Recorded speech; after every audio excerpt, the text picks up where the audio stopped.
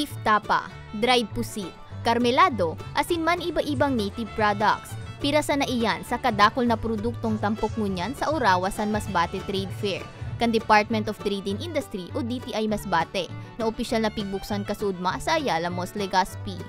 31 exhibitors ang kabale sa trade fair na may temang makaurusad para sa Masbateñong mauswag.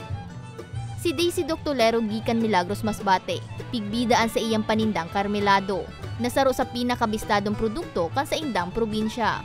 Papasalamat ako sa DTI kasi yung product namin nakilala sa DTI, nakilala sa ibang lugar para makilala naman, kaya proud na proud ako sa DTI. Souvenir items ang pigbida naman ni Liz Hazul kang Aroroy Masbate. Parang malaking opportunity din sa amin na makilala yung products namin from Masbate.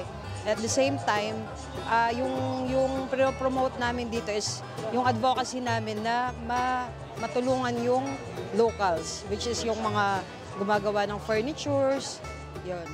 Sigun kay DTI Bicol Assistant Regional Director Joseph Ranyola, ang Orawa San Masbate Trade Fair sarong maugmang selebrasyon kang kultura asing komersyo kan Masbate.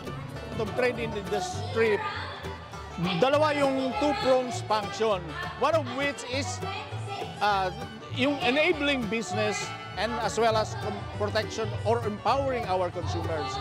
In enabling business, marami pong activities tayo dyan. One of which is the MSME development. And under that particular activity, function sa MSME development, we operate doon sa yung sinasabi naming 7 M's. And one of which na M doon is market. And yung pag-ano po ng market is the conduct of trade fairs for those na nabet na namin na pwede na silang mag-participate dito.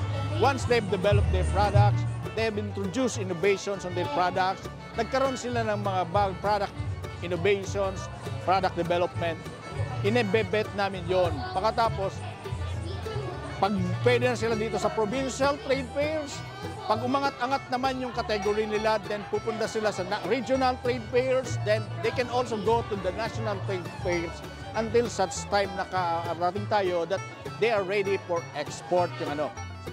Dugang pa niya, apwera sa matabangan na makadilihensya ang mga micro, small and medium enterprises o MSMEs, obheto maninda na maging dala ng aktibidad, nga ni manudan pa kan mga MSMEs ang ibang diskarte sa pagnenegosyo. Sabi ko kanina, napag-aralan nyo yung market preferences, yung consumer preferences, lalong-lalo na with respect to food, na kung saan nagbago yung mga yung requirement ng ating mga mamimili. They would like now na dapat FDA or the Food and Drug Administration registered yung mga products, na dapat talaga may LTO registration with the FDA because of the pandemic that we experience. Nasa pag-trade fair, it's not just only to yung target nila, maabot nila yung sales target nila. Hindi. Sabi ko, pag-aralan din, let it be knowledge acquisition also para sa betterment nung entrepreneurial journey nila. Yun ang kahalagaan ng trade fairs. Maduraran ng Orawa San Masbate Trade Fair sundo sa Nobyembre 26. Para sa mga baretang Tatak Bicol, May Arango.